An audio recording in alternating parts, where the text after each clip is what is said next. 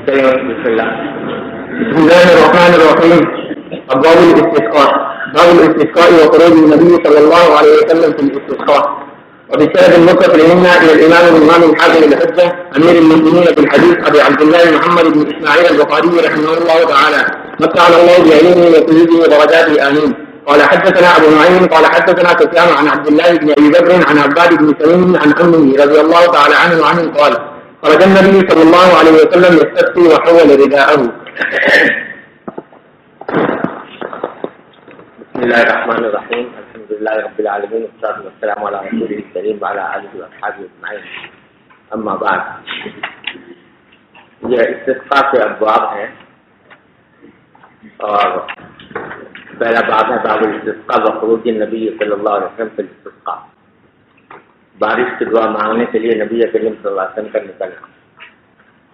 اور اس میں جو پہلی روایت نقل کی ہے وہ عباد بن تمیم اپنے والدہ سے روایت کرتے ہیں جو عبداللہ بن زید رضی اللہ تعالیٰ عنہ ہے کہ نبی کریم صلی اللہ علیہ وسلم نکلے استسقاء کے لیے اور اپنی چادر کو بھی پلٹا. امام ابو حنیفہ رحمۃ اللہ علیہ کی طرف یہ منسوخ کر دیا گیا ہے کہ ان کے نزدیک نماز استسقاء کی کوئی حیثیت نہیں ہے، یا وہ یہ کہتے ہیں کہ نماز استسقاء سنت نہیں ہے، لیکن یہ بات درست نہیں. امام ابو حنیفہ رحمۃ اللہ علیہ کا فرمانا یہ ہے کہ نماز استسقاء تو خیر مسنون ہے ہی، لیکن نماز کوئی ضروری نہیں ہے، بلکہ اگر امام چاہے تو بغیر نماز سے بھی میدان کی طرف نکلے اور نکل کر صرف دعا مانگ کر واپس آ جائے تو یہ بھی جائز ہے.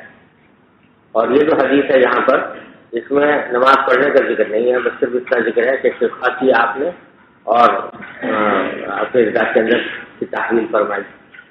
تو یہ اپنے ظاہری اعتبار سے یوں لگتا ہے اس میں کہ نماز کا ذکر نہیں آیا، لہذا یہ امام ابو حنیفہ کے اس موقف کی تائید کرتی ہے کہ نماز کے بغیر بھی استسقاء ہو سکتا ہے. جی.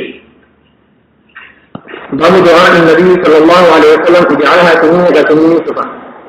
وبه قال حدثنا قتيبة قال حدثنا مغيرة بن عبد الرحمن عن ابي زناد عن الأعرج عن ابي هريرة رضي الله تعالى عنه وعنه ان النبي صلى الله عليه وسلم كان اذا رفع رأسه من الركعة الآخرة يقول اللهم انجِ عياش بن ابي ربيعة، اللهم انجِ سلمة بن هشام، اللهم انجِ الوليد بن وليد، اللهم انجِ المستضعفين من المسلمين، اللهم اشدد وطأتك على مضر، اللهم اجعلها سنينة سنين يوسف. وأن النبي صلى الله عليه وسلم قال غفار غفره الله لها وأسلم سالمها الله. قال ابن أبي زناد عن أبيه هذا كله في الصلح. یہ حدیث بھی اور ابھی حدیث بھی جو آ رہی ہے یہ اس میں نبی کریم صلی اللہ علیہ وسلم کا یہ بددعا کرنا منقول ہے کہ آپ نے کفار مشرکین کے لیے بددعا کی تھی کہ ان کے اوپر قحط طاری ہو جائے. تو بظاہر اس کا استسقاء سے تعلق معلوم نہیں ہوتا کیونکہ استسقاء میں تو بارش طلب کی جاتی ہے اور یہاں قحط کی بددعا کی گئی، لیکن مناسبت جو ہے وہ تضاد کی ہے. اور مطلب یہ ہے کہ جس طرح بارش مانگنا جائز ہے اسی طرح کفار یا دشمنان اسلام کے لیے قحط کی دعا کرنا بھی جائز ہے. جی. قال حدثنا الزبيدي قال حدثنا سفيان عن الأعمش عن أبي زرعة عن مسروق عن عبد الله قال حدثنا عثمان بن أبي شيبة قال حدثنا جرير عن منصور عن أبي زرعة عن مسروق قال كنا عند عبد الله فقال إن النبي صلى الله عليه وسلم لما رأى من الناس إدبارا فقال اللهم سبعا كسبع يوسف فأخذتهم سنة حتى كل شيء حتى أكلوا الجلود والميتة والجيف وينظر أحدكم إلى السماء فيردفان من الجوع فأتاه أبو سفيان فقال يا محمد إنك تأمر بطاعة الله وبصلة الرحم وإن قومه قد هلكوا فادعوا الله لهم. قال الله عز وجل فارتقب يوم تأتي السماء بدخان مبين إلى قوله إنكم عائدون يوم نبطش البطشة الكبرى فالبطشة يوم بدر قد مدت الدخان والبطشة واللسان وآتون. یہ عبداللہ بن مسعود رضی اللہ تعالیٰ عنہ کی روایت ہے جو امام بخاری نے بہت سی جگہوں پر نکالی ہے، یہاں پہلی بار آ رہی ہے. عبداللہ بن مسعود فرماتے ہیں کہ نبی صلی اللہ علیہ وسلم لما رأى من الناس إدبارا، جب آپ نے لوگوں کی طرف سے بے توجہی دیکھی، یعنی یہ کہ وہ توحید کے پیغام کو مان نہیں رہے تھے، ایمان نہیں لا رہے تھے، تو آپ نے یہ بدعا فرمائی تھی کہ اللہم سبعا کسبع یوسف، کہ اللہ ان پر 7 قحطوں کے قحط کے احتسال مسلط فرما دے جیسے کہ یوسف علیہ السلام کی قوم کے اوپر آئے تھے۔ فأخذتهم سنة، نتیجہ یہ ہوا کہ ان کو ایک قحط نے آ پکڑا قریش کے لوگوں کو۔ حسب کل شیء، وہ قحط ایسا تھا جس نے کہ ہر چیز کو جڑ سے اکھاڑ دیا۔ حتیٰ یہ حسو کے معنی ہے کسی چیز کو جیسے زمین پر سے پودوں وغیرہ کو اکھاڑ دیا، تو ان کو ہر چیز کو اکھاڑ دیا، مطلب یہ کہ کوئی چیز کھانے پینے کے لیے میسر نہیں آئی۔ حتیٰ اکلوا الجلود والمیتۃ والجیع، یہاں تک کہ لوگوں نے بھوک سے مجبور ہو کر چمڑے کھائے اور مردار کھائے، اور جیفا کی جمع ہے، جیفا بھی مرداری کو کہتے ہیں، تو مردار کھائے اس بھوک کی وجہ سے۔ وَيَنْظُرُ أَحَدُكُمْ إِلَى السَّمَاءِ فَيَرَى الدُّخَانَ مِنَ الْجُوعِ، اور اس وقت میں جو کوئی شخص اگر آسمان کی طرف دیکھتا تھا تو اس کو دھواں نظر آتا تھا بھوک کی وجہ سے، یعنی بھوک کی شدت کی وجہ سے اس کے آنکھوں کے سامنے ایسا آتا تھا جیسے کہ دھواں ہو رہا ہو آسمان کی طرف۔ تو یہ تفسیر فرمائی ہے حضرت عبداللہ بن مسعود رضی اللہ تعالیٰ عنہ نے اس آیت کریمہ کے یوم ترون السماء یفتح یوم تأتی السماء بدخان مبین، تو کہتے ہیں کہ اس سے مراد وہ دھواں ہے، حقیقی دھواں نہیں تھا بلکہ بھوک کی شدت کی وجہ سے جب آسمان کی طرف دیکھتے تھے تو وہ دھواں معلوم ہوتا تھا۔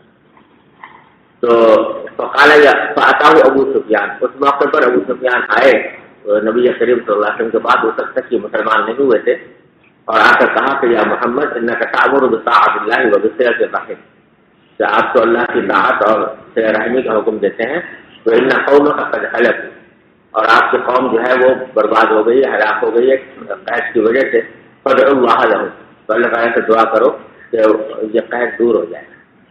اب یہ حالانکہ کافر تھے لیکن یہ جانتے تھے کہ نبی کریم صلی اللہ علیہ وسلم کی دعائیں مقبول ہیں، تو آپ سے آ کر یہ درخواست کی۔ قال اللہ عز وجل فاتقوا یوم تأتی السماء بدخان مبین الی قوله انکم عائدون انا کاشف العذاب قلیلا انکم عائدون، باری تعالیٰ نے فرمایا کہ ہم اس عذاب کو تھوڑی دیر کے لیے روک دیں گے لیکن تم دوبارہ لوٹ کر جاؤ گے پھر کفر کی طرف، باوجود ہے کہ اس وقت تو اللہ تعالیٰ کی طرف رجوع کر رہے ہو لیکن پھر بعد میں صرف شروع کر دو گے۔ پھر فرمایا یوم نبطش البطش، اس کا نتیجہ یہ ہوگا کہ ہم تمہیں زبردست طریقے سے پکڑیں گے۔ یوم نبطش البطشۃ الکبریٰ فالبطشۃ یوم بدر، تو فرمایا کہ یہ بطشہ جو ہے جس کا ذکر یہاں پر تھا کہ ہم تمہاری پکڑ کریں گے، تو اس سے مراد بدر کا دن ہے جس میں سے بڑے بڑے کفار قریش جو ہیں وہ مارے گئے۔ فقد مضت الدخان والبطشۃ واللزام وآیت الروم، اب حضرت عبداللہ بن مسعود فرما رہے ہیں کہ قرآن کریم نے کئی پیشین گوئیاں فرمائی تھی، ان میں سے یہ پیشین گوئیاں پوری ہو گئی ہیں، مضت یعنی گزر گئی ہے، یہ پوری ہو گئی ہے۔ ایک تو دخان، یہ جو پیشین گوئی فرمائی تھی کہ ایک دن ایسا آئے گا جب سے لوگ آسمان میں دھواں دیکھیں گے، اور بخشا جو فرمایا تھا کہ یوم نبطش البطشۃ الکبریٰ، اس سے مراد بدر تھا، جنگ بدر ہے، اور جنگ بدر میں ان کی جو شکست ہوئی وہ مراد ہے اور وہ بھی گزر گئی۔ واللزام، اور تیسرا لزام ہے، لزام فیکن الزام جو ہے نا، فیکن الزام، تو اس کے بارے میں یہ کہا گیا کہ اس سے مراد یہ ہے کہ بدر کے دن جو لوگ گرفتار ہوئے، نظام سے مانا ہوتا ہے کوئی چیز جو جا کے چمٹ جائے دوسرے کو، تو یہ عذاب ان کو چمٹ گیا یعنی ان کو گرفتار کرنا کیا گیا بدر کے دن۔ اور آیت الروم، اسلامی غلبت الروم میں جو پیشین گوئی کی گئی تھی کہ رومی جو ہے مغلوب ہو جائیں گے، وہ بھی گزر گئی ہے۔ یہ 4 نشانیاں تھیں جو قرآن کریم میں بیان کی ہیں جو گزر گئی۔ یہ ایک تفسیر ہے اس آیت کی جو عبداللہ بن مسعود رضی اللہ تعالیٰ عنہ نے کی ہے۔ اور دوسری تفسیر یہ ہے کہ یوم تأتی السماء بدخان مبین سے مراد قیامت کے دن آنے والا دھواں ہے، یہ بھی بعض مفسرین نے تفسیر فرمائی ہے۔ جی بسم الله الرحمن الرحيم باب سؤال الناس الإمام الاستسقاء إذا كرهوا والسند المتصل منا إلى الإمام من حافظ الحجة أمير المؤمنين في الحديث أبي عبد الله محمد بن إسماعيل الجعفي البخاري رحمه الله تعالى متعنا الله بعلومه وفنونه بركاته آمين. قال حدثنا عمرو بن علي قال حدثنا ابو قتيبة قال حدثنا عبد الرحمن بن عبد الله بن دينار عن أبيه قال سمعت ابن عمر رضي الله تعالى عنهم يتمثل بشعر أبي طالب وأبيض يستسقى الغمام بوجهه احتمال لكان عصمة للأرامل. وقال عمر بن حمزة حدثنا سالم عن أبيه وربما ذكرت قول الشاعر وأنا أنظر إلى وجه النبي صلى الله عليه وسلم يستسقى فما ينزل حتى يجيك كل ميقات وأبيض يستسقى الغمام بوجهه احتمال لكان عصمة للأرامل وهو قول أبي طالب. آپ کا کیا نام ہے؟ راشد محمود. اور پہلے جو پڑھ رہے تھے محمد رحمان. اچھا، یہ فرمایا کہ امام کا سوال کرنا لوگوں کا سوال کرنا امام سے استسقاء کے بارے میں، یعنی لوگ آ کر درخواست کریں امام سے کہ استسقاء کریں، دعا کریں بارش کی، اذا پہنچو جبکہ ان کو قحط لاحق ہو جائے. تو اس میں روایت کا پڑھ کے عبداللہ بن عمر رضی اللہ عنہما کی کہ عبداللہ بن دینار کہتے ہیں کہ وہ نبی، میں نے حضرت عبداللہ بن عمر کو یہ سنا کہ وہ تمثل کرتے تھے ابو طالب کے شعر سے. تمثل کے معنی یہ ہوتے ہیں کہ شعر تو کسی اور کا ہے لیکن کسی خاص مناسبت سے آدمی وہ شعر اس موقع پر پڑھے تو اس کو کہتے ہیں تمثل کرنا. تو یہ شعر ابو طالب کا تھا تو عبداللہ بن عمر اس سے تمثل کرتے تھے، یعنی نبی کریم صلی اللہ علیہ وسلم کا ذکر کرتے ہوئے یہ شعر پڑھا کرتے تھے. یہ شعر ہے ابو طالب کا، وَأَبْلَغُ الْسَقَّ الْغَمَامُ بِوَجْهِهِ ثِمَارُ الْيَتَامَى عِصْمَةٌ لِلْأَرَامِلِ.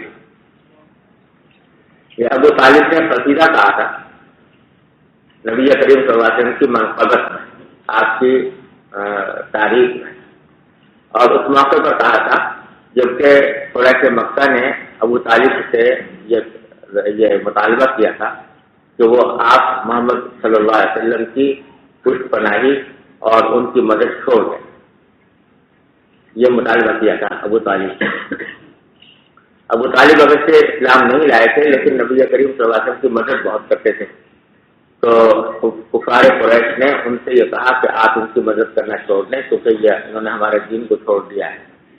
اس موقع پر ابو طالب نے ایک بہت لمبا قصیدہ کہا تھا جو شاید سب سے پہلا نعتیہ قصیدہ ہے، اور یہ بھی ایک عجیب کرشمہ قدرت ہے کہ سب سے پہلا نعتیہ قصیدہ جو ہے وہ ابو طالب نے کہا. ان صاحب نے کہا کہ جو بعد میں جو ایمان نہیں لائے آخر تک، اور انہوں نے کہا کہ چچا نے کہا اپنے بھتیجے کی تاریخ.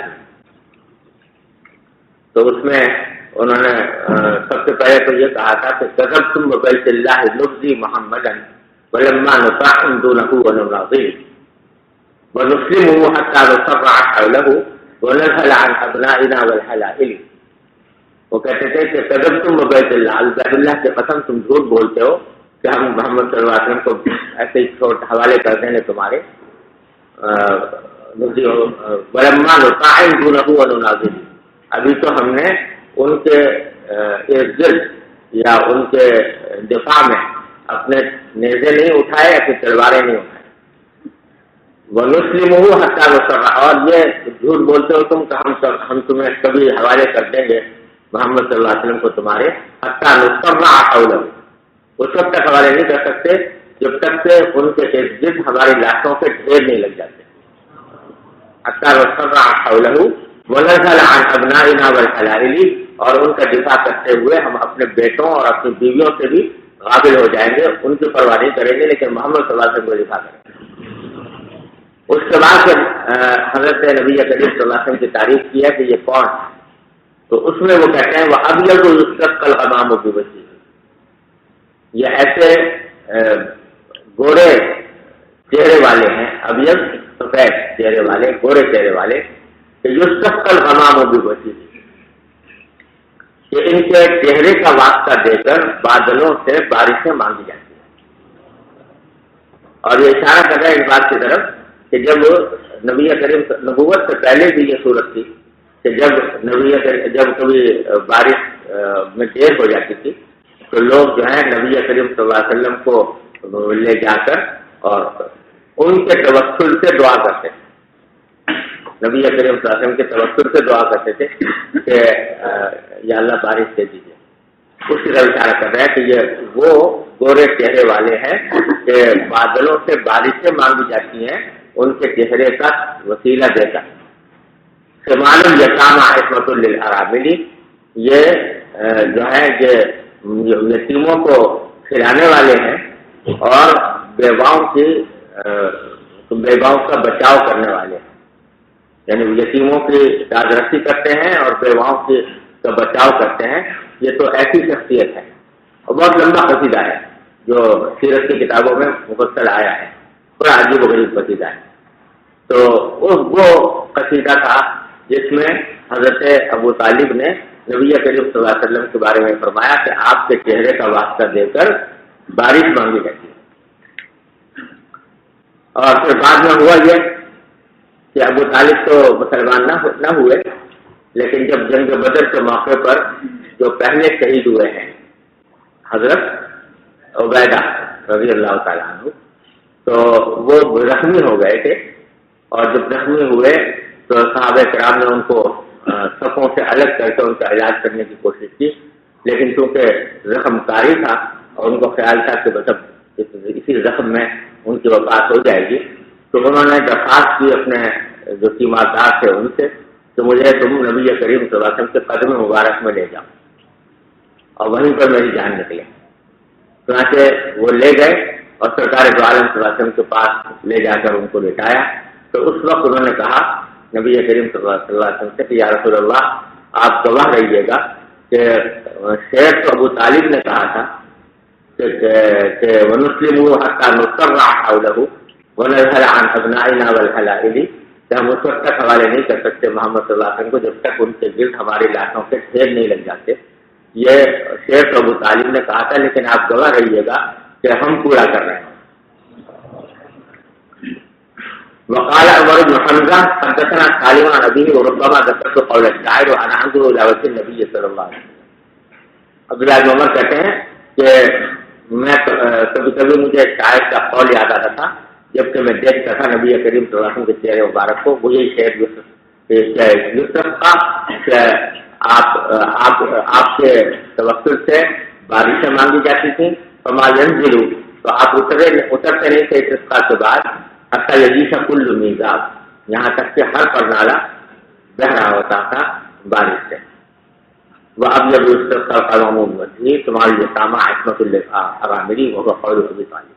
جی قال حدثنا الحسن بن محمد قال حدثنا محمد بن عبد الله الانصاري قال حدثني ابي عبد الله بن المثنى عن ثمامة بن عبد الله بن انس بن مالك رضي الله تعالى عنه ان عمر بن الخطاب رضي الله تعالى عنه كان اذا كنت استسقى بالعباس بن عبد المطلب رضي الله تعالى عنه فقال اللهم انا كنا نتوسل اليك بنبينا صلى الله عليه وسلم فتسقينا وانا نتوسل اليك بعم نبينا فاسقنا فأبقى يسقون۔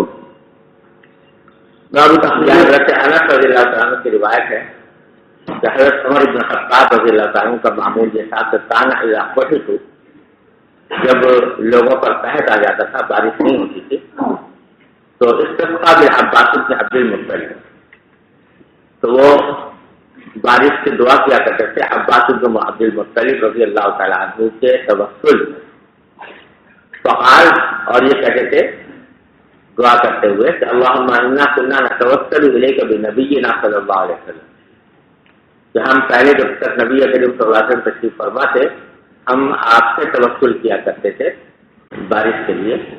وَإِنَّا نَتَوَسَّلُ إِلَيْكَ بِعَمِّ نَبِيِّنَا، آج ہم اپنے نبی کریم صلی اللہ علیہ وسلم کے چچا سے توسل کرتے ہیں، فَأَسْقِنَا، تو آپ ہمارے اوپر بارش نازل کر دیجیے۔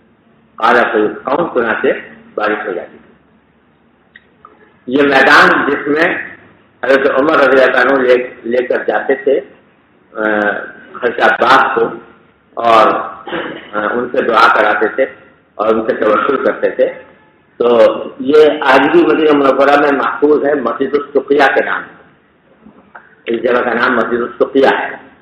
وہاں حضرت فاروق اعظم حضرت عباس کے ساتھ جایا کرتے تھے اور بارش کی دعا مانگا کرتے تھے۔ یہاں جو لفظ آیا ہے انا نتوسل الیک بعم نبینا، کہ ہم اپنے نبی کریم صلی اللہ علیہ وسلم کے چچا سے توسل کرتے ہیں، تو یہاں پر مسئلہ توسل کا مختصراً سمجھ لینا مناسب ہے۔ آپ لوگ جانتے ہیں کہ توسل کے مسئلے میں بڑی بحثیں ہوئی ہیں اور بڑے مناظرات بھی ہوئے ہیں، لوگوں نے کتابیں بھی لکھی ہیں، بہت بحث و مباحثہ کا بازار گرم رہا ہے، لیکن حقیقت یہ ہے کہ لوگوں نے توسل کے جواز اور عدم جواز پر بحث شروع کر دی توسل کا معنی متعین کیے بغیر۔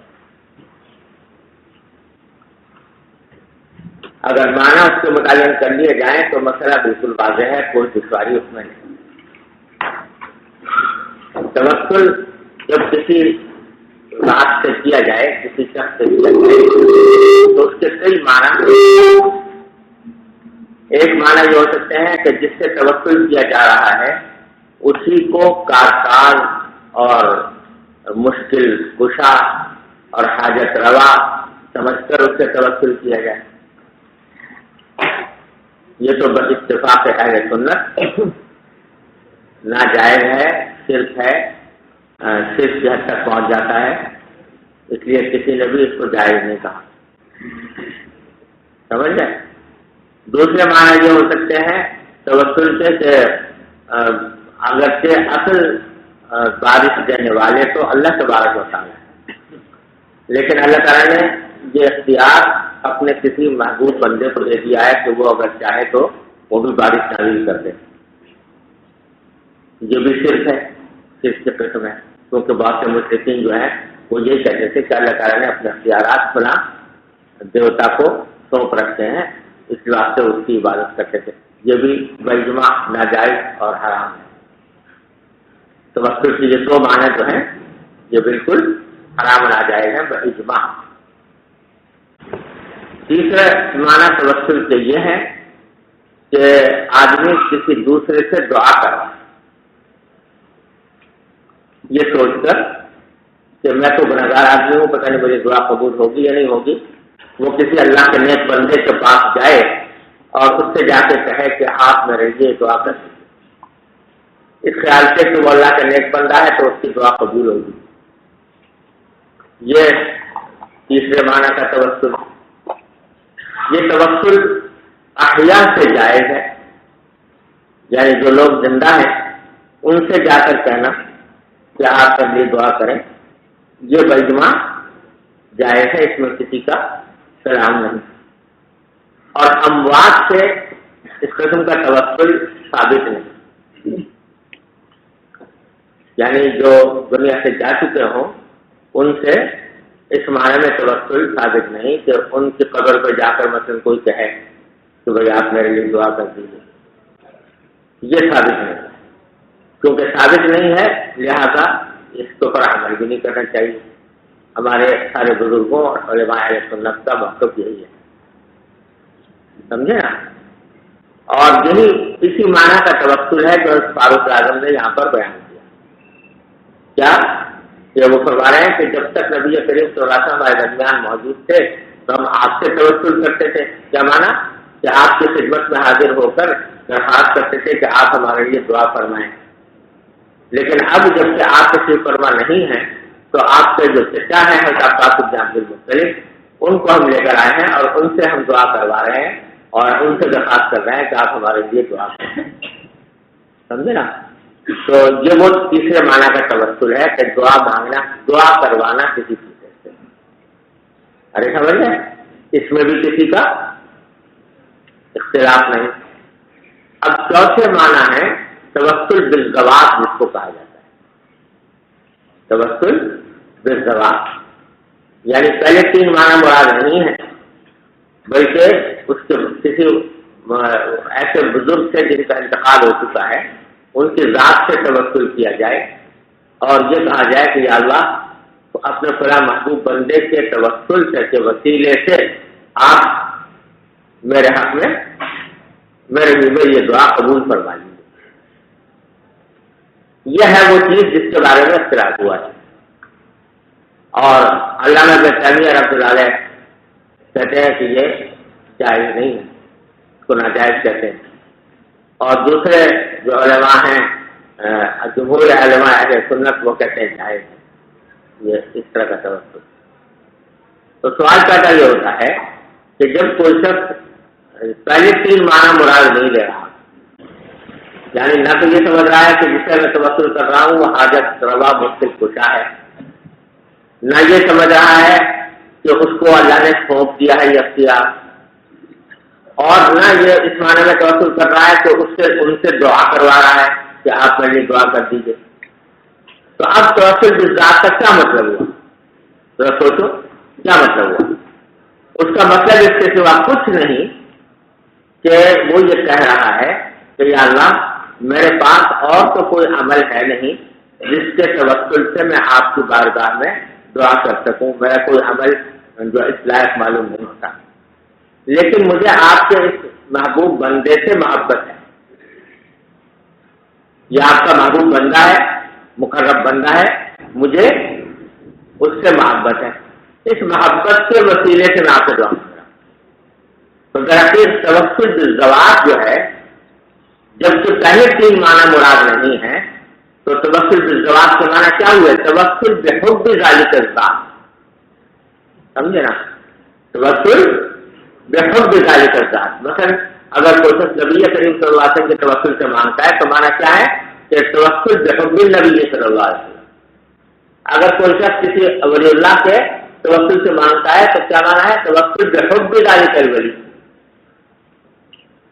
جب یہ بات ہے تو محبت جو ہے وہ اللہ کے رسول صلی اللہ علیہ وسلم کی یا اللہ کے کسی نیک بندے کی جو محبت ہے وہ بھی اعمال صالحہ میں داخل ہے کہ نہیں؟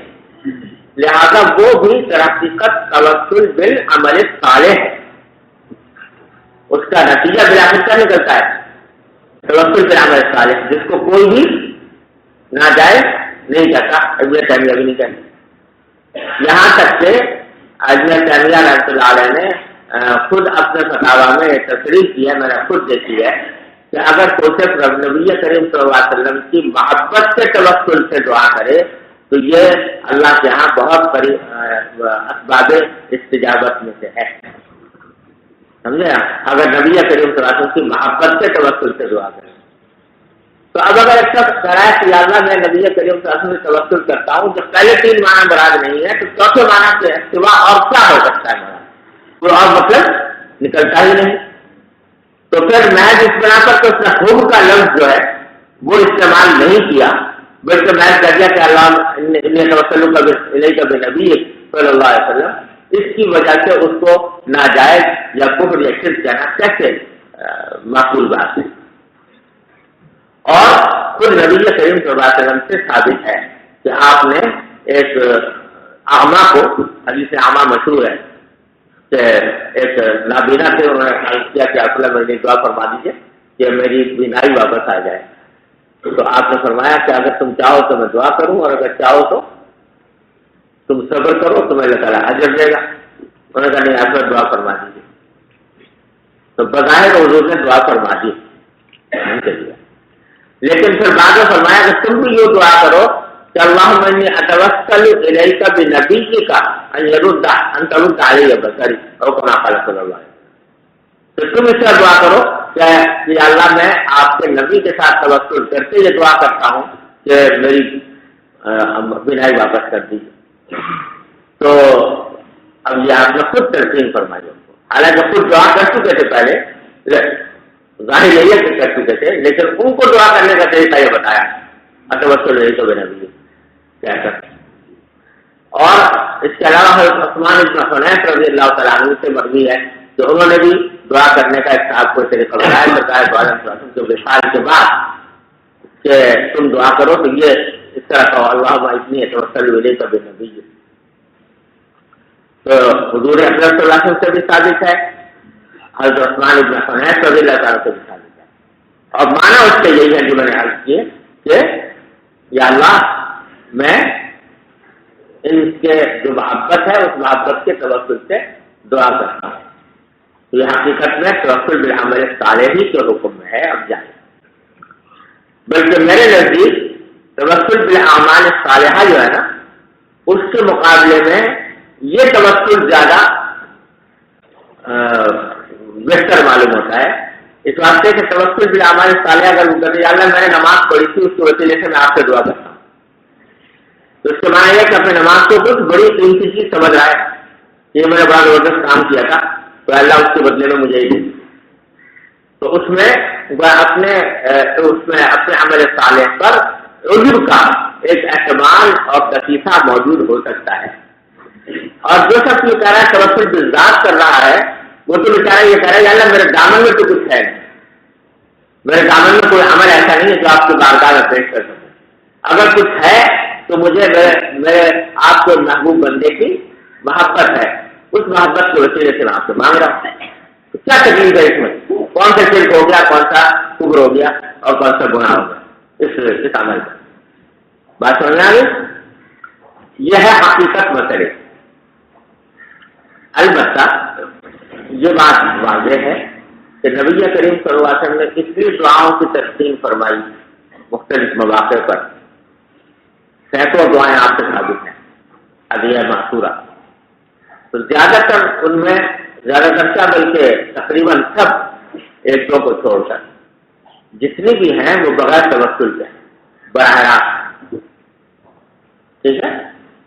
دوسرا یہ کہ توسل سے جیسے میں نے عرض کیا پہلے تین معنی جو ہیں وہ اموات کے سلسلے میں وہ صحیح نہیں، یا شرک ہے یا کم از کم غیر ثابت ہیں، اس واسطے اور عوام کے اندر بعض اوقات اندیشہ ہوتا ہے کہ وہ توسل کا لفظ استعمال کر کے اور پہلے دو غلط معنی صحیح مراد نہ لے لیں، لہٰذا جہاں اس قسم کا اندیشہ ہو تو وہاں اگر توسل سے اجتناب کیا جائے اور براہ راست اللہ تعالیٰ سے دعا مانگی جائے تو یہ زیادہ بہتر ہے، تاکہ لوگ عوام کسی فتنے میں مبتلا نہ ہو۔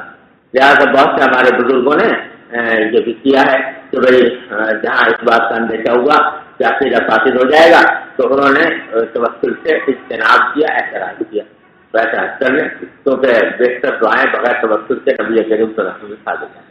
لیکن اگر کوئی اللہ کا بندہ کسی صحیح عقیدے سے توسل کر رہا ہے تو اس کو روکنے یا اس کے اوپر نکیر کرنے یا اس پر مرامت کرنے یا اس پر کفر شرک کا فتویٰ لگانے کی کوئی گنجائش نہیں ہے، اور ایسا کرنا غلو ہے اور مبالغہ ہے، اور اس غلو اور مبالغہ سے اللہ تعالیٰ حفاظت کرے۔ ارے تم سمجھو بدھو ہیں، بس یہ ہم سے رجا مسئلے۔ چلو سوال، ارے یار سوال وال چھوڑ یار، ہاں کیا سوال؟ تیسرے معنی کا آپ قسم کے روزے مبارک پر توسل کی گنجائش ہے کہ نہیں؟ ثابت نہیں ہے، یہ ثابت نہیں ہے، وہاں ایک احتمال ہے، وہاں ایک احتمال ہے، اگرچہ ثابت نہیں ہے لیکن وہاں احتمال ہے، کیونکہ نبی کریم صلی اللہ علیہ وسلم صحیح عقیدے کی بنیاد پر آپ کو حیات حاصل ہے وہاں پر بھی لہذا اگر کوئی شخص آپ سے یہ درخواست کرے کہ میں یا میرے لیے یہ میری شفاعت کر دیجیے یا میرے لیے یہ دعا کر دیجیے، تو اس کو عام مدعوں سے دعا کروانے پر تیار نہیں کیا جا سکتا، اس بات کے بعد علماء نے اس کو جائز بھی کہا ہے، لیکن کیونکہ ثابت نہیں ہے اور کہیں اس کا یعنی جو صحابہ و تابعین سے کہیں منقول نہیں ہے تو انہوں نے اس قسم کی بات کی ہو، اس واسطے ترک دیتا ہے۔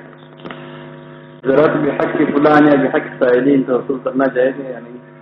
یہ بھی بحق کا لفظ استعمال کرنا کسی خاص شخص کے بارے میں امام ابو حنیفہ نے اس کو منع کیا، اور وجہ اس کی یہ ہے کہ اس کے معنی ہوتے ہیں کہ وہ اس کا حق ہے اللہ تعالیٰ کے اوپر کہ وہ اللہ تعالیٰ اس کی بات سنے، حالانکہ ایسا نہیں ہے۔ البتہ نبی کریم صلی اللہ علیہ وسلم سے ایک روایت میں یہ منقول ہے کہ آپ نے فرمایا اصل کا بحق السائلین علیہ السائل علیہ کا حق، تو وہ ایک ناز کی بات ہے کہ سائلین کا بھی عالم ہے آپ کے اوپر کچھ حق ہے، جیسے ناز میں ایک بات کہی جاتی ہے، تو اس طرح اگر کوئی کہے تو اس میں کوئی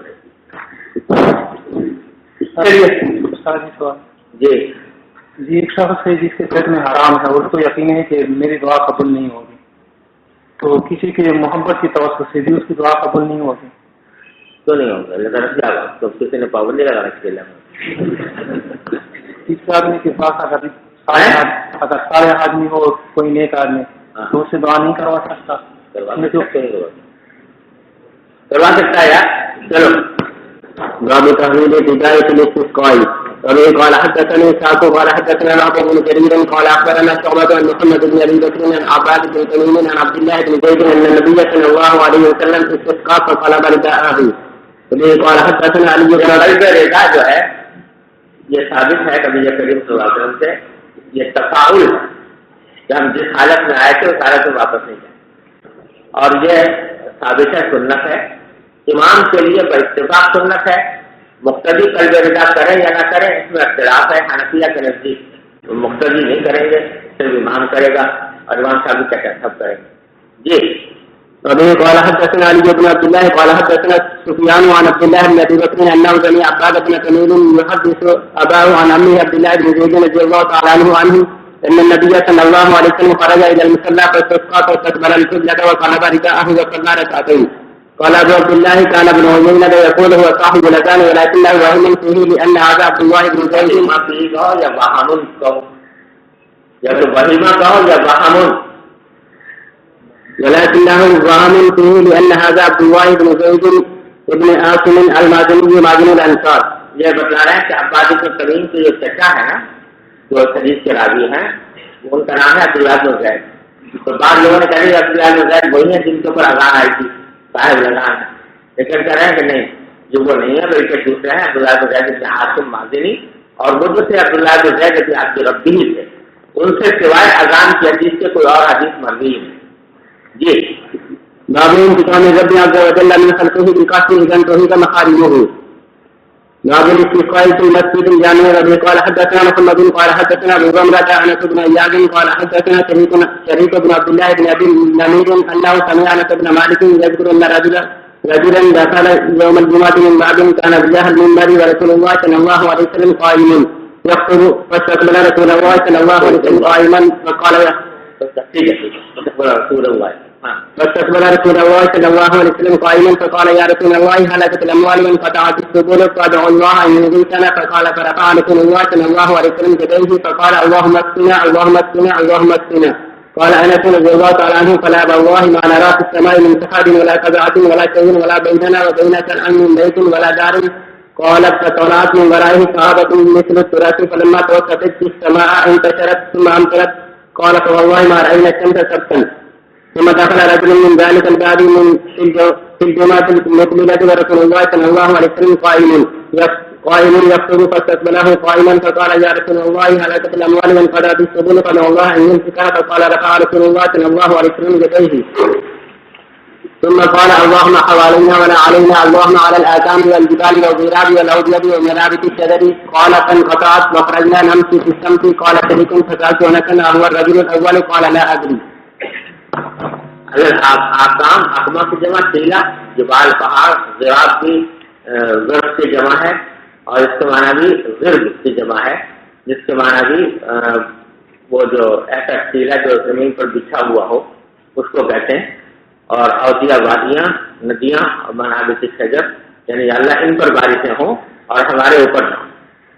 آخر میں وہ کہتے ہیں کہ میں نے پوچھا، شریک کہتے ہیں میں نے پوچھا اچانک سے کہ یہ دوسرے ہفتے میں جو صاحب آئے تھے جنہوں نے دعا مانگنے کے لیے کہا تھا کہ بارش رک جائے، تو کیا یہ وہی تھے جو پہلی مرتبہ آئے تھے؟ تو انہوں نے کہا مجھے معلوم. جی بسم الله الرحمن الرحيم.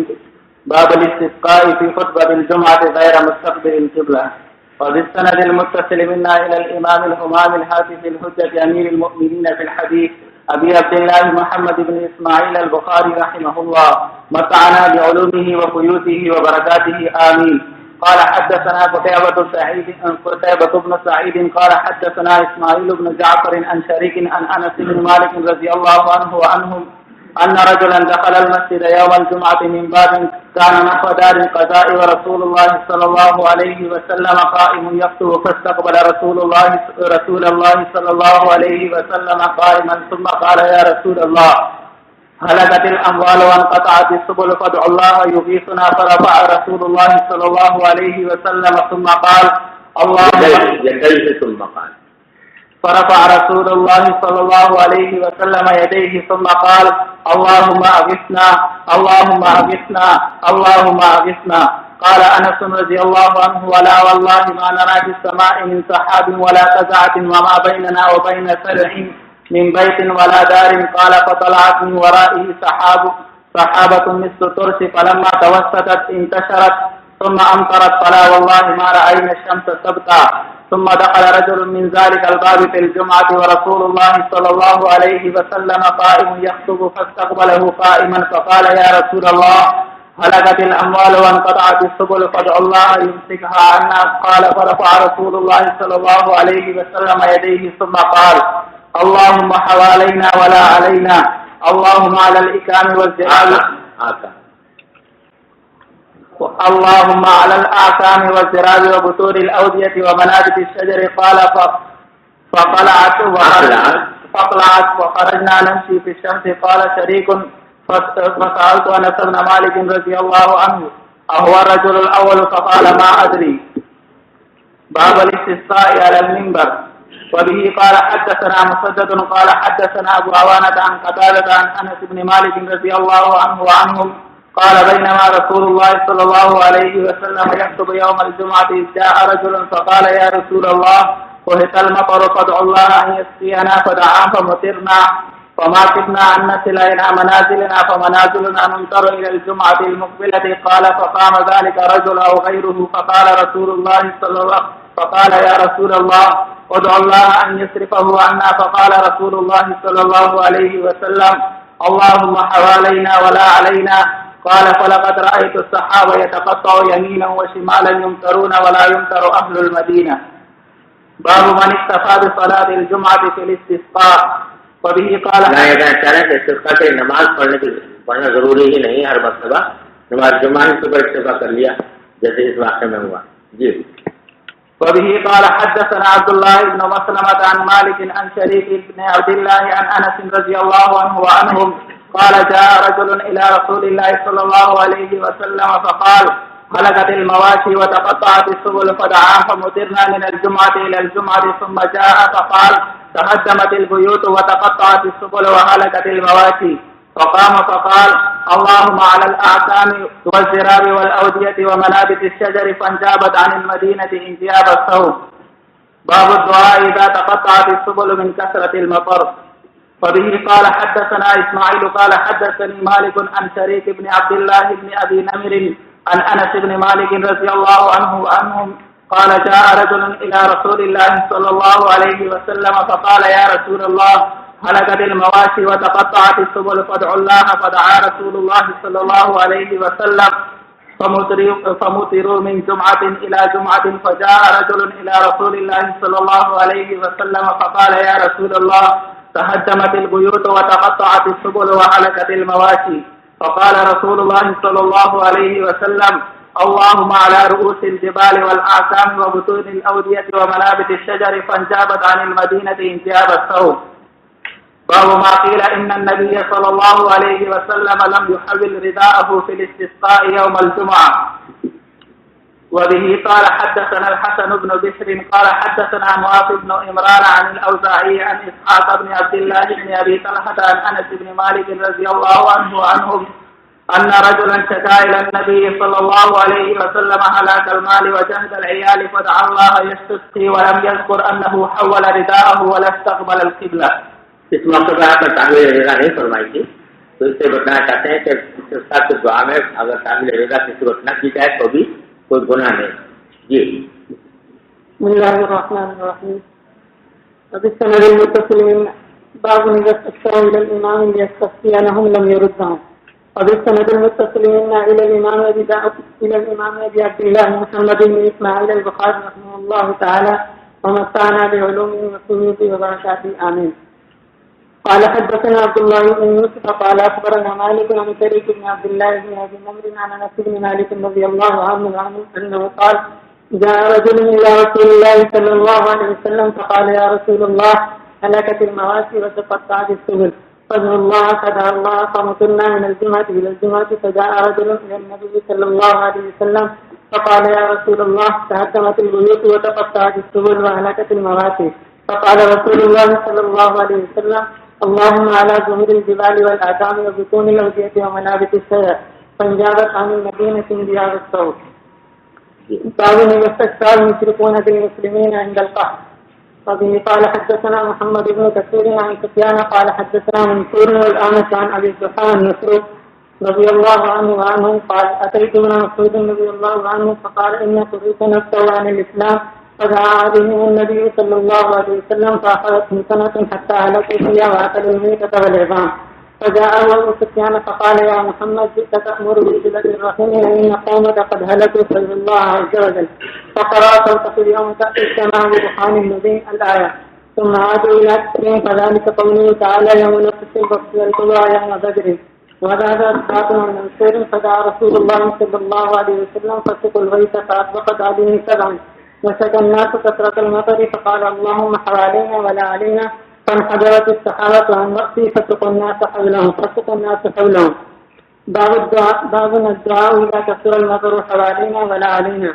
وبه قال حدثنا محمد بن أبي كثير قال حدثنا معتمر عن عبيد الله عن ثابت عن أنس رضي الله عنه وعنه قال كان رسول الله صلى الله عليه وسلم يخطب يوم الجمعة فقام الناس فقالوا يا رسول الله فسق المطر واحمرت الشجر وهلكت البهائم فادعوا الله أن يسقينا. فقال اللهم اسقنا مرتين وأيم الله ما نرى في السماء قذاة من سحاب فنشأت سحابا وانصرت ونزل عن المنبر فصلى فلما انصرف لم تزل تمطر الجمعة التي تليها. فلما قام النبي صلى الله عليه وسلم يخطب صاح إليه تهدمت البيوت وانقطعت السبل فادعوا الله أن يثبتها عنا. فتبسم النبي صلى الله عليه وسلم وقال اللهم حوالينا ولا علينا وتكشفت المدينة فجعلت تمطر حولها وما تمطر بالمدينة قطرة. فنظرت إلى المدينة وإنها لفي مثل الإسلام. باب الدعاء في الاستسقاء قائما.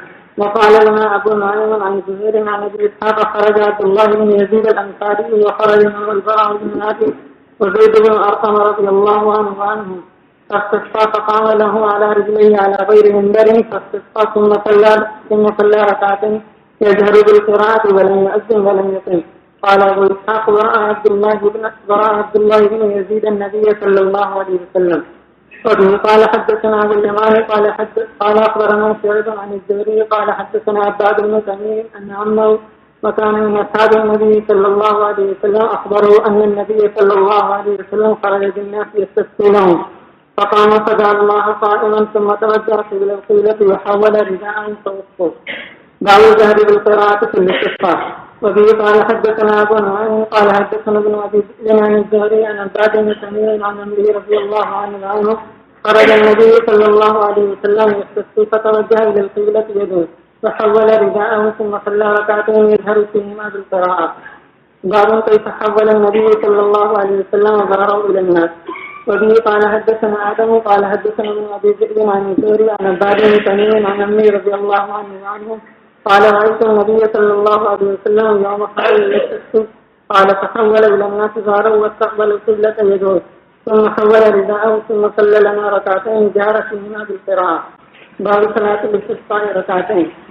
وبه قال حدثنا قتيبة بن سعيد قال حدثنا سفيان عن عبد الله بن أبي بكر عن عباد بن تميم عن عمه رضي الله عنه أن النبي صلى الله عليه وسلم استسقى فصلى ركعتين وطلب رداءه.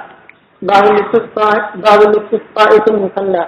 وبه قال حدثنا عبد الله بن محمد قال حدثنا سفيان عن عبد الله بن أبي بكر سمع عباد بن تميم عن عمه رضي الله عنه قال خرج النبي صلى الله عليه وسلم إلى المصلى يستسقي واستقبل القبلة فصلى ركعتين وطلب رداءه. قال سفيان وأخبرني مسعودي عن أبي بكر رضي الله عنه قال جعلي يمين على السماء. بسم الله الرحمن الرحيم. باب استقبال القبلة في الاستسقاء. بالسند المتصل منا إلى الإمام الهمام الحافظ الحجة أمير المؤمنين في الحديث أبي عبد الله محمد بن إسماعيل البخاري رحمه الله وتعالى بعلومه وقيوده وبركاته آمين. قال حدثنا محمد قال اخبرنا عبد الوهاب قال حدثنا يحيى بن سعيد قال اخبرني ابو بكر بن محمد ان عباد بن تميم اخبره ان عبد الله بن زيد الانصاري رضي الله عنه وعنهم اخبره ان النبي صلى الله عليه وسلم خرج الى المصلى يصلي وانه لما دعاه قال على بأيد واستقبل القبلة وحول رداءه. قال ابو عبد الله بن زيد هذا ماتني والاول كوفي وابن يزيد. باب رفع الناس ايديهم مع الامام بالاستسقاء. وقال ايوب بن سليمان حدثني ابو بكر بن ابي ويس عن سليمان بن دلال قال يحيى بن سعيد سمعت انس بن مالك رضي الله عنه وعنهم قال اتى رجل اعرابي من اهل البدو الى رسول الله صلى الله عليه وسلم يوم الجمعه فقال يا رسول الله هلكت الماشية هلك العيال هلك الناس فرفع رسول الله صلى الله عليه وسلم يديه يدعو ورفع الناس ايديهم مع رسول الله صلى الله عليه وسلم يدعون. قال فما خرجنا من المسجد حتى مطرنا فما زلنا نمطر حتى كانت الجمعة الأخرى فأتى الرجل إلى رسول الله صلى الله عليه وسلم فقال يا رسول الله بشق المسافر ومن الطريق بشق أيمن له. وقال الويسي حدثني محمد بن جعفر عن يحيى بن سعيد وشريك قال سمعنا انس رضي الله عنه عن النبي صلى الله عليه وسلم رفع يديه حتى رايت بياض ابطيه. باب رفع الامام يده بالاستسقاء. وبه قال حدثنا محمد بن بشار قال حدثنا يحيى بن ابي عبد عن سعيد عن قتادة عن انس بن مالك رضي الله عنه وعنهم قال كان النبي صلى الله عليه وسلم لا يرفع يديه في شيء من دعاء الا بالاستسقاء وانه يرفع حتى يرى بياض ابطيه. باب ما फरमा रहे हैं कि नबी करीम हाथ नहीं उठाते थे किसी भी दुआ में दुआ इस्तिस्का के। इससे मुराद यह है कि इससे मुबारक जैसा बहुत ऊपर, वरना आम तरीके से हाथ उठाना मुख्तलिफ हादीस से साबित है। जी باب ما يقال اذا مطرت. وقال ابن عباس رضي الله عنه كصيب المطر وقال غير مصاب واصاب يصوب. وبه قال حدثنا محمد بن مقاتل قال اخبرنا عبد الله قال اخبرنا عبيد الله عن نافع عن القاسم بن محمد عن عائشة رضي الله عنها وعنه ان رسول الله صلى الله عليه وسلم كان اذا راى المطر قال اللهم صيبا نافعا. تابعه القاسم بن يحيى عن عبيد الله ورواه الاوزاعي وقيل النافع. باب من توقف في المطر حتى يتحاذر على لحيته. وبه قال حدثنا محمد بن مقاتل قال اخبرنا عبد الله قال اخبرنا الاوزاعي قال حدثنا اسحاق بن عبد الله بن ابي طلحه الانصاري رضي الله عنه وعنهم قال حدثني انس بن مالك رضي الله عنه قال اصابت الناس سنه على عهد رسول الله صلى الله عليه وسلم فبين رسول الله صلى الله عليه وسلم يخطب على المنبر يوم الجمعه قال اعرابي فقال يا رسول الله هلك المال وجاء العيال فادعوا الله لنا ان يسقينا. قال فرفع رسول الله صلى الله عليه وسلم يديه وما في السماء قزعة. قال فسار صحاب الانصار الجبال ثم لم ينزل عن منبره حتى رايت المطر يتحالل على لحيته. قال فمسلنا يومنا ذلك من الغد من بعد الغد الذي ينزل الجمعة الاخرى. فقام ذلك الاعرابي وقال رجل غيره فقال يا رسول الله تهدم البناء وغرق المال فادعوا الله لنا. فرفع رسول الله صلى الله عليه وسلم يديه فقال اللهم حوالينا ولا علينا. قال فما دام يسير بيده الى ناحيه من السماء الا تفرجت حتى صارت المدينه في مثل الجوله حتى صار الوادي وادي قناة شهرا. قال فلم يجد احدهم वादी कनाता कहेंगे या तो मुकाबले होने की जब बदल करेंगे तो कनाता जी حتى صارت المدينة في مثل دولة حتى صار الوادي وادي قناة شهرا. قال فلم يجد أحد من ناحية إلا حدث بالجودي. باب إذا حدث بالله. وبه قال حدثنا سعيد بن أبي مريم قال أخبرنا محمد بن جعفر قال أخبرني حميد أنه سمع أنس بن مالك رضي الله عنه وعنهم يقول كانت الريح الشديدة إذا هبت كذلك في وجه النبي صلى الله عليه وسلم.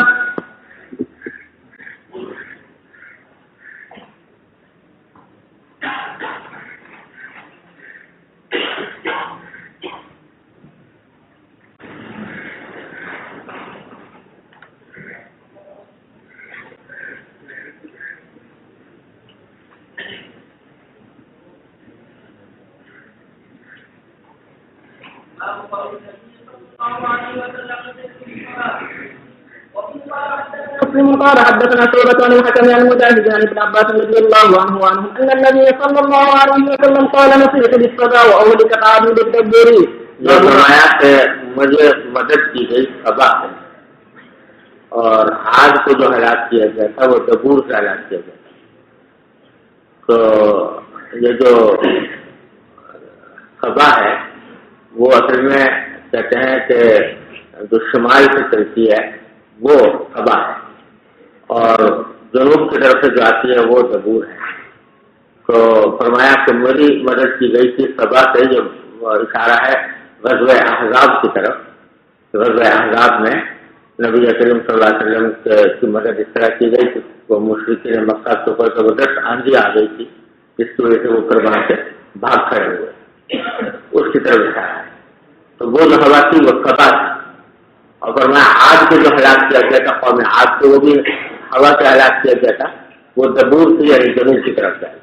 جی باب ما قيل في الزلازل والآيات. وبه قال حدثنا ابو اليمان قال اخبرنا سعيد قال حدثنا ابو الزناد عن عبد الرحمن عن ابي هريره رضي الله عنه قال قال النبي صلى الله عليه وسلم لا تقوم الساعه حتى يقبض العلم وتكثر الزلازل ويتقارب الزمان وتظهر الفتن ويكثر الهرج والقتل حتى يكثر فيكم المال فيبيض. وبه قال حدثني محمد بن المثنى قال حدثنا. روایت ہے کہ فرمایا کہ قیامت قائم نہیں ہوگی جب تک کہ علم اٹھا نہ لیا جائے. علم اٹھا لیا جائے گا اور اٹھانے کا طریقہ بتایا کہ علماء جو ہیں وہ دنیا سے رخصت ہوتے جائیں گے اور زلزلے بہت آئیں گے اور زمانہ قریب ہو جائے گا. زمانہ قریب ہو جائے گا. اس کی تفسیریں مختلف کی گئی ہیں. اس کے ایک معنی تو یہ ہے کہ زمانہ قریب ہو جائے گا کہ دن بہت جلدی جلدی گزریں گے. یعنی ایسا لگے گا کہ دن بہت تیزی سے گزر رہے ہیں جیسے کہ آج کا دور ہے. پہلے سال گزرنے میں وقت لگتا تھا بہت. ایسا لگتا تھا بہت لمبا وقفہ ہے.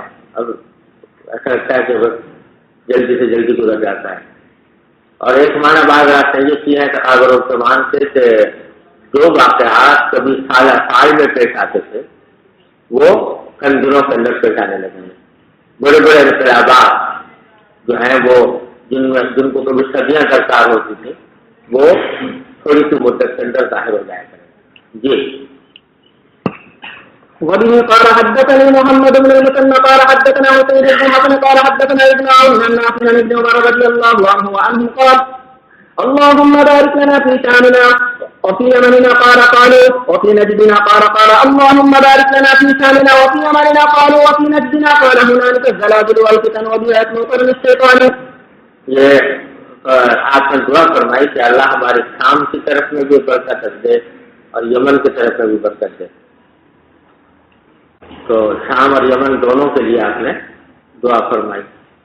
حالانکہ اس وقت شام جو ہے وہ فتح نہیں ہوا تھا, مسلمانوں کے پاس نہیں آیا تھا. تو لیکن غالباً اشارہ اس طرف تھا کہ اس وقت میں مسلمان اس پر فتح پا لیں گے. اور یہ معنی ہو سکتا ہے کہ جو ہماری شام کی سمت ہے اس کے اندر برکت عطا فرما. تو صحابہ کرام نے ایک طرح سے درخواست کی کہ جو دعا آپ شام اور یمن کے لیے کر رہے ہیں وہی نجد کے لیے بھی کر دیں. وہ خالی وفی نجد دینا. تو آپ نے دوبارہ پھر وہی فرمایا اللہ بارک لنا فی شامنا وفی یمننا. پھر دوبارہ حضرات نے درخواست کی وفی نجد دینا. تو آپ نے فرمایا اس طرف تو زلزلے ہیں اور فتنے ہیں. اور بہا یقین و قرن شیطان اور وہیں سے شیطان کا ٹیم بھی شروع ہوتا ہے. مسجد کی طرف تھا وہ مدینہ منورہ سے نہیں تو تھا مسجد کی طرف تھا. اور اس سے اشارہ اس طرف دیا کہ یہاں سے شیطان کے پھیلائے ہوئے فتنے بھی کثرت سے ادھر سے آئیں گے نہیں کی طرف. اب یہ بڑا واضح ارشاد ہے کہ یہاں سے فتنے ہوں گے, یہاں سے زلزلے ہوں گے, یہاں سے شیطانی اثرات جو ہیں وہ پہنچیں گے. تو نجد جو ہے وہ مشرق کی طرف واقع ہے اور اس میں آپ نے فتنوں کی پیشین گوئی کی ہے. اور اسی جانب سے مدینہ منورہ پر جو فتنے آئے وہ در حقیقت اسی جانب سے آئے. حضرت عثمان رضی اللہ عنہ کو واقع لے. تو اس واسطے اس کی پیشین گوئی ہے. لیکن یہ مطلب نہیں ہے کہ نجم میں ہمیشہ ہی خرابی رہے گی. لیکن جو فتنے عالم اسلام کے اوپر آنے والے ہیں ان کے بارے میں آپ نے فرمایا کہ ان کے آنے کی کم کی ہے. جی باب قول الله عز وجل وتجعلون رزقكم أنكم تكذبون قال ابن عباس رضي الله عنه شكرة. یہ آیت کریمہ ہے جو کفار سے خطاب کر کے فرمایا گیا ہے کہ تجعلون رزقکم انکم تکذبون، تم نے اپنا رزق یہ بنا رکھا ہے کہ اللہ تعالیٰ کی توحید کا انکار کرتے ہو. تو اس کے دو معنی ہو سکتے ہیں.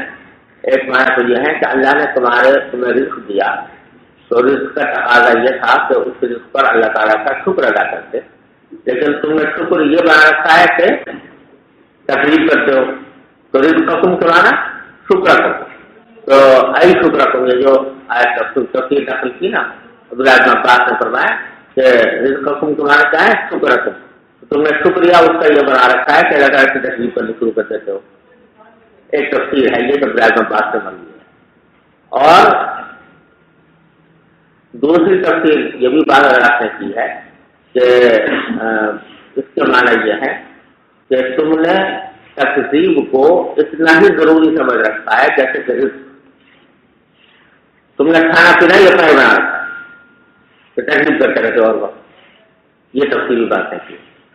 اشارہ بعد میں سر وہی حدیبیہ کے موقع پر جو حدیث فرمائی تھی وہ پہلے بھی گزر گئی ہے، وہ یہاں روایت کی. جی حدثنا اسماعيل قال حدثني مالك عن صالح بن كيسان عن عبيد الله بن عبد الله بن عتبة بن مسعود رضي الله عنه عن زيد بن خالد الجهني أنه قال صلى لنا رسول الله صلى الله عليه وسلم صلاة الصبح بالحديبية على عشر سماء كانت من الليلة فلما انصرف النبي صلى الله عليه وسلم أقبل على الناس فقال هل تدرون ماذا قال ربكم؟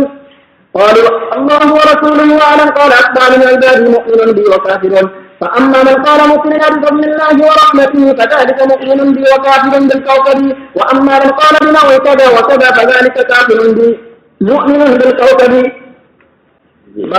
باب لا يدري متى يدري المطر إلا الله عز وجل. قال أبو هريرة رضي الله عنه عن النبي صلى الله عليه وسلم خمس لا يعلمهن إلا الله.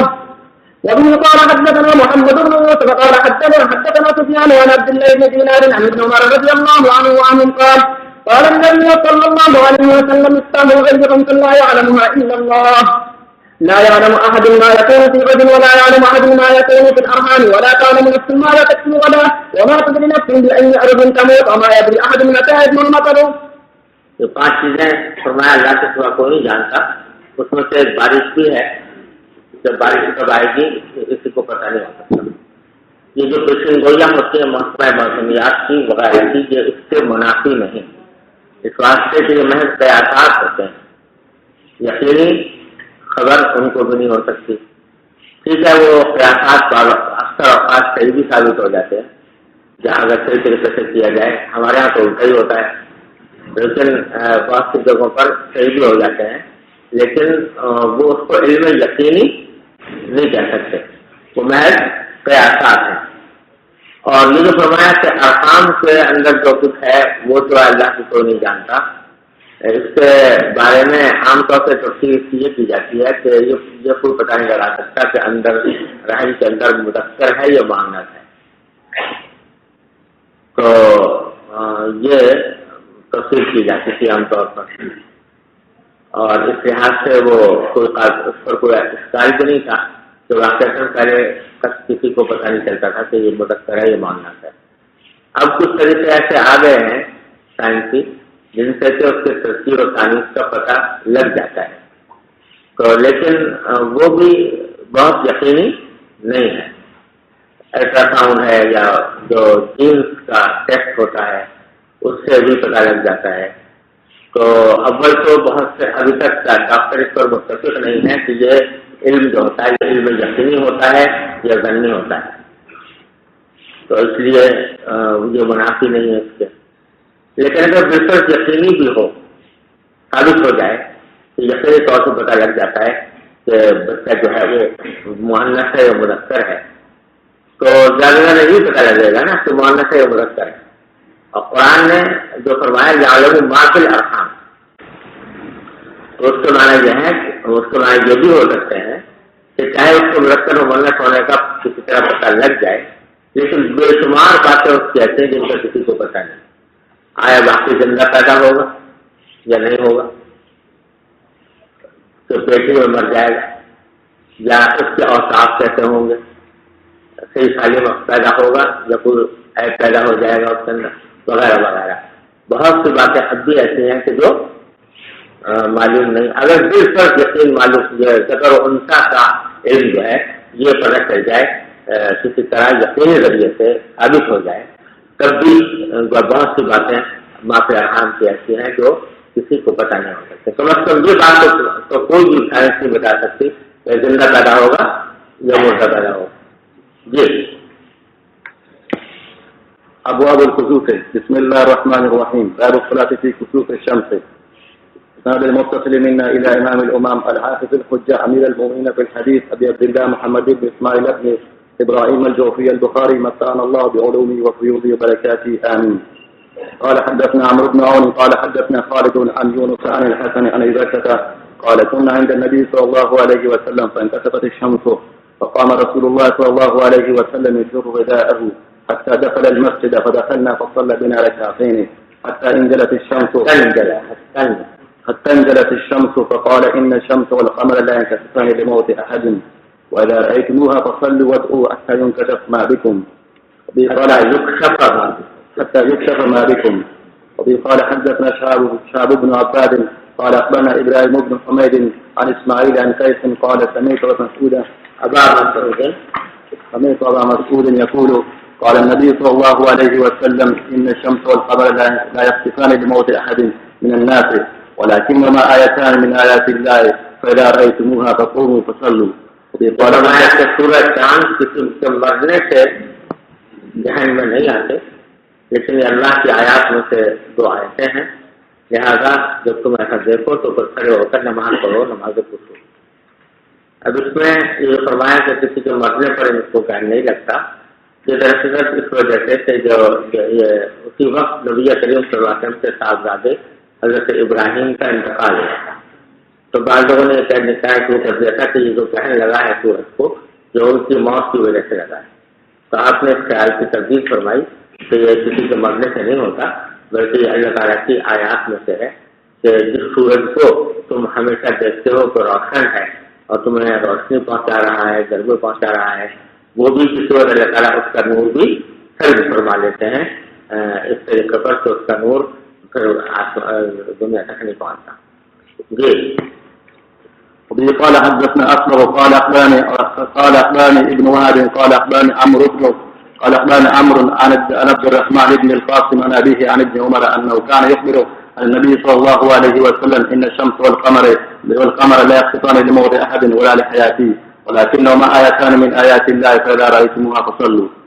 قال حدثنا عبد الله بن محمد قال حدثنا عاصم بن القاسم قال حدثنا شيبان أبو معاوية عن زياد بن علاقة عن مغيرة بن شعبة قال كشفت الشمس على عهد رسول الله صلى الله عليه وسلم يوم مات إبراهيم فقال الناس كشفت الشمس لموت إبراهيم فقال رسول الله صلى الله عليه وسلم إن الشمس والقمر لا ينكسفان لموت أحد ولا لحياته فإذا رأيتم فصلوا وادعوا الله.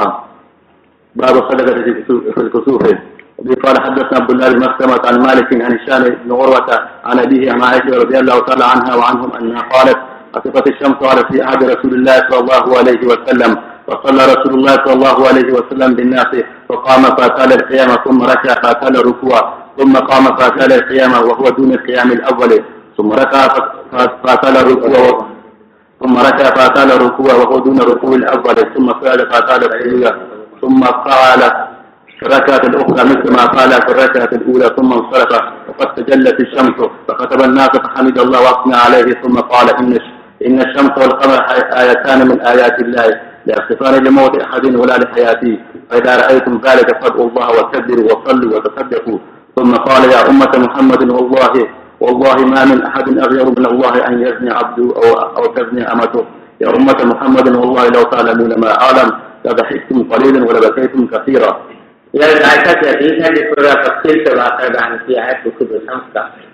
اور بات یہ ہے کہ خسفت الشمس فی عہد رسول اللہ صلی اللہ علیہ وسلم فصلی رسول اللہ صلی اللہ علیہ وسلم بالناس، آپ نے نماز پڑھائی، فقام قیام فرمایا، فافعل القیام لمبا قیام کیا، ثم رکع پھر رکوع فرمایا، فافعل الرکوع پھر بڑا لمبا رکوع کیا، ثم قام رکوع کے بعد پھر کھڑے ہو گئے، فافعل القیام تو دوبارہ لمبا قیام کیا وہ دون قیام الاول، وہ پہلے قیام کے مقابلے میں کم تھا. ثم رکع، دوبارہ رکوع کیا، فاطال رکوع، اور رکوع بہت لمبا کیا، وہ دونوں رکوع الاول اور وہ البتہ پچھلے رکوع سے کم تھا. ثم سجد، اس کے بعد سجدہ کیا، فاطال السجود ثم قال ركعة الأخرى مثل ما فعل ركعة الأولى، دوسرے رکعت میں ویسے کیا جیسا پہلے بھی کیا تھا. ثم انصرف وقد تجلى الشمس، پھر آپ لوٹ کر آئے اس حالت میں کہ سورج جو ہے وہ بالکل ظاہر ہو چکا تھا، یعنی اس کی دھوپ پھیل چکی تھی. فخطب الناس، اس موقع پر آپ نے خطبہ دیا، احمد اللہ واثنى عليه ثم قال ان الشمس والقمر آیتان من آیات الله لا يخسفان بموت احد ولا بحیاته فاذا رايتم ذلك، جب کبھی ذہن تم دیکھو فضل اللہ، بلّہ سے دعائیں کرو، وقدروا، تسبیح کرو، وصلوا، نمازیں پڑھو، وتصدقوا، صدقے کرو. ثم قال یا امت محمد، پھر آپ نے فرمایا اسی خطبے میں کہ اے امت محمد علیہ صاحب الصلاۃ والسلام، واللہ ما من احد اغیر من اللہ ان یزنی عبدہ، اللہ تعالیٰ سے زیادہ اس بات کی غیرت کسی کو نہیں ہے کہ اس کا بندہ جو ہے وہ زنا کرے، اور تزنی امت ہوئی اس کی باندھی کو زنا کرے. یا امت محمد واللہ لو تعلمون ما اعلم لضحكتم قلیلا ولبکیتم کثیرا، اگر تمہیں پتہ چل جائے وہ باتیں جو میں جانتا ہوں تو کم ہنسو اور زیادہ رہو، کیونکہ جو قیامت کے وقت جو کچھ حالات پیش آنے والے ہیں اور آخرت میں جو عذاب ہونے والا ہے نافرمانی کا، وہ اگر پتہ لگ جائے تو لوگ ہنسیں دم اور فکر چیزیں کر کے روئیں زیادہ. اس حدیث میں خصوص کے لیے نماز خصوص میں دو رکوع کا ذکر ہے عائشہ کی حدیث میں، اور اسی سے شافعیہ استدلال کرتے ہیں کہ نماز خصوص میں رکوع دو ہے، ایک ہے. حنفیہ کے نزدیک جیسے عام نمازوں میں رکوع ایک ہوتا ہے، خصوص میں بھی ایک ہی رکوع ہے. اور جن روایتوں میں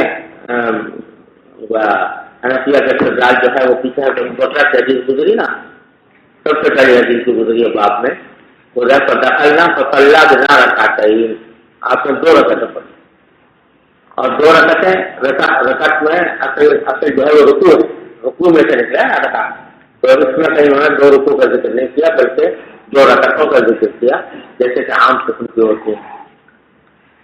اب جن روایتوں میں عائشہ وغیرہ فرما رہی ہیں کہ آپ نے دو رکوع کیے، تو اس کا جواب بعض حنفیہ کی طرف سے تو یہ دیا گیا ہے کہ ان حضرات کو غلط فہمی ہوئی، حضرت عائشہ کو، عبداللہ بن عباس کو، اور جو ہے سمرہ بن جندب کو، ان لوگوں کو غلط فہمی ہوئی کیونکہ یہ کم سن صحابہ سے یا خواتین تھی، جس سے لوگ ایک سے زیادہ رکوع روایت کر رہے ہیں وہ یا خواتین میں سے ہیں جیسے حضرت عائشہ، یا کم سن ہیں جیسے کہ عبداللہ بن عباس. تو حنفیہ یہ کہتے ہیں کہ جو پچھلے یہ سب وہ لوگ ہیں جو پچھلی سبوں میں کھڑے ہوتے ہیں. تو ہوا یہ تھا کہ نبی کریم صلی اللہ علیہ وسلم کیونکہ قیام بڑا لمبا کیا تو اس کے بعد رکوع بھی بہت لمبا کیا، اتنا لمبا کیا کہ پچھلی سبوں کے لوگ یہ خیال ہونے لگا لیکن ایسا تو نہیں ہے کہ ہم اٹھ گئے ہوں اور ہمیں پتہ نہ چلا ہو. اس لیے اگلی سبوں کے لوگوں نے حضور کو اٹھ کر دیکھا کہ آیا وہ اٹھے تو نہیں، سمجھے نا. جب دیکھا کہ نہیں اٹھے نہیں ہیں تو چلے گئے دوبارہ رکوع میں. تو پچھلی سبوں کے لوگوں نے یہ سمجھا کہ دوسرا رکوع ہے، اس کی وجہ سے ان کو رکوع روایت کر. یہ عام طور سے یہ جواب دیا جاتا ہے، لیکن یہ جواب جو ہے یہ دل میں اترتا نہیں. وجہ اس کی یہ ہے کہ اول تو اتنی زبردست غلط فہمی کہ اس کو دو رکوع پر محمول کر رہے ہیں، عائشہ بھی، عبداللہ بن عباس بھی، سمرہ بن جندب بھی وغیرہ وغیرہ، عبداللہ بن عمر بھی، یہ بعید معلوم ہوتا ہے. اگر بالکل کو غلط فہمی ہوئی بھی ہو تو وہ نماز کے بعد پہلے وہ کیا ہوا تھا کہ سارے دوسرے کو پوچھتا ہے بھائی کیا کیسا ہوا تھا، دو رکوع ہوئے تھے، کیا ہوا تھا، تو لوگ غلط فہمی دور ہو جاتی نماز کے بعد کرنے دو رکوع نہیں تھے بلکہ اگلے لوگوں نے اس میں دیکھا تھا. یہ غلط فہمی باقی رہنے والی نہیں تھی.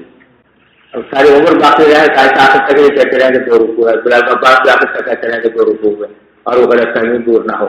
یہ بات بعید ہے، یہ قابل تسلیم نظر نہیں آتی. صحیح توجہ یہ ہے کہ حقیقت میں تو باقی رسول کریم صلی اللہ علیہ وسلم نے ایک سے زیادہ رکوع فرمائے، روایات میں جو آتا ہے وہ صحیح آتا ہے کہ آپ نے رکوع زیادہ فرمایا.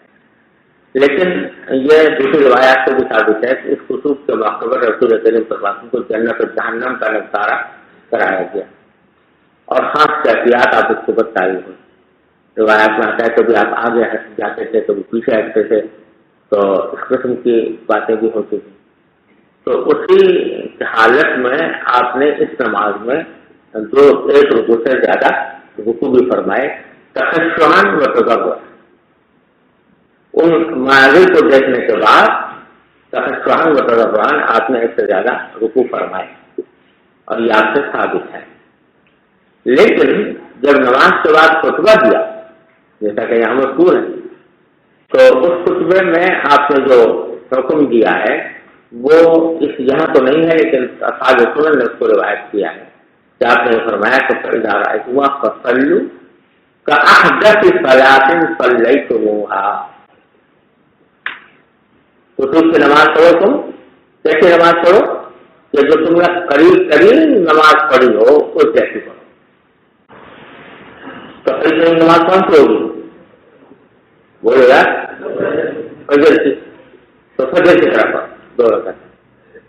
تو اگر سے خود آپ نے اس خاص مصلحت کی وجہ سے ایک سے زیادہ رکوع فرمائے، لیکن جو حکم دیا امت کو وہ یہ ہے کہ احدث صلاۃ صلیتموہا، لہذا ان کا عمل اسی کے اوپر ہوگا اور وہ جو خاص حالات ہیں وہ آپ کی خصوصیت پر محمول ہیں.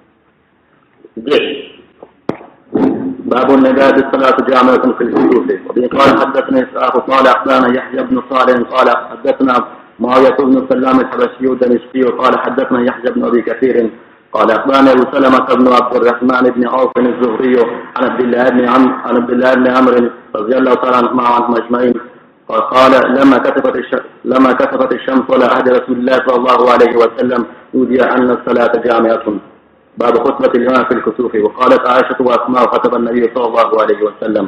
وبه قال حدثنا يحيى بن بكير قال حدثني الليث عن عقيل عن ابن شهاب وقال حدثني أحمد بن صالح قال حدثنا عنبسة قال حدثنا يونس عن ابن شهاب قال حدثني عروة عن عائشة زوج النبي صلى الله عليه وسلم قال خسفت الشمس في حياة النبي صلى الله عليه وسلم فخرج إلى المسجد قال فكف الناس وراءه فكبر فاذكر رسول الله صلى الله عليه وسلم قراءة طويلة ثم كبر فركع ركوعا طويلا ثم قال سمع الله لمن حمده فقام ولم يسجد وقرأ قراءة طويلة هي أدنى من القراءة الأولى ثم كبر وركع ركوعا طويلا وأدنى من الركوع الأول ثم قال سمع الله لمن حمده ربنا ولك الحمد ثم سجد ثم قال في الركعة الآخرة مثل ذلك واستكمل 4 ركعات في 4 سجدات وأنزلت الشمس قبل أن ينصرف ثم قام فأثنى على الله بما وأهله ثم قال هما آيتان من آيات الله لا يختفان لموت أحد ولا لحياته فإذا رأيتموها فاقصوا إلى الصلاة.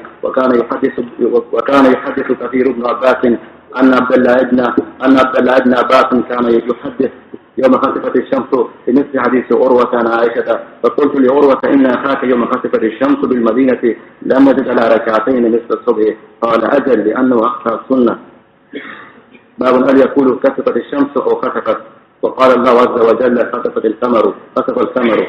قال حدثنا سيد بن نصير قال حدثنا الليث قال حدثنا عقيل عن ابن شهاب قال أخبرني عروة بن زبير أن عائشة رضي الله تعالى عنها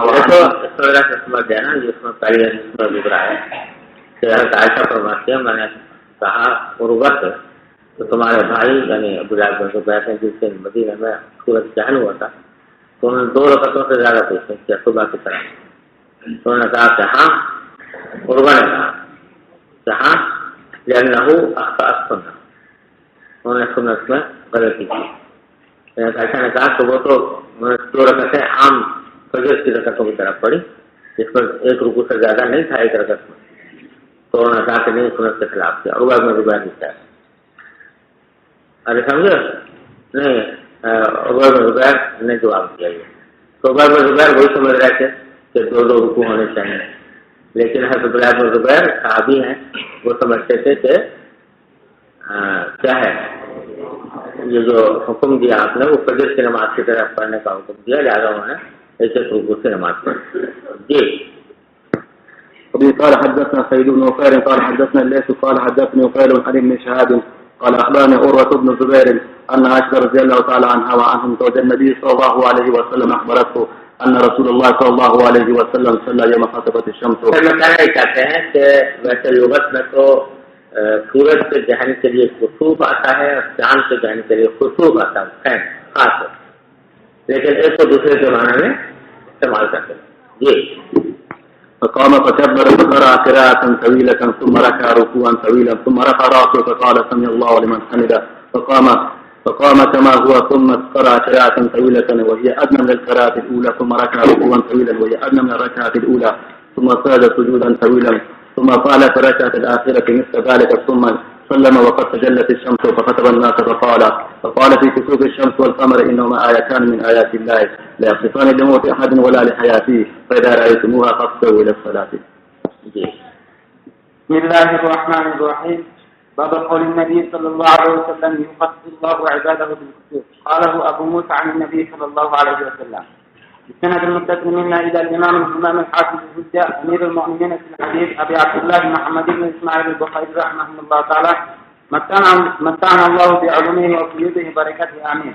قال حدثنا قتيبة بن سعيد قال حدثنا حمد بن زيد عن يونس عن الحسن عن أبي بكر رضي الله تعالى عنه وعنهم قال رسول الله صلى الله عليه وسلم إن الشمس والقمر آيتين من آيات الله لا ينكسفان لموت أحد ولكن يخص الله بهما عباده.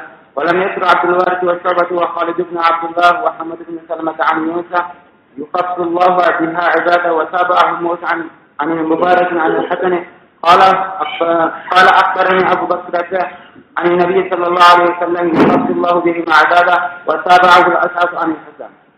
باب التعوذ من عذاب القبر في الكتب.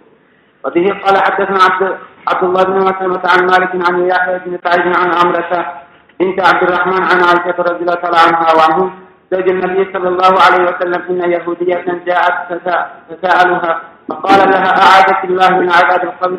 فسألت عائشة رسول الله صلى الله عليه وسلم أيعذب الناس في قبورهم؟ فقال رسول الله صلى الله عليه وسلم أعوذ بالله من ذلك.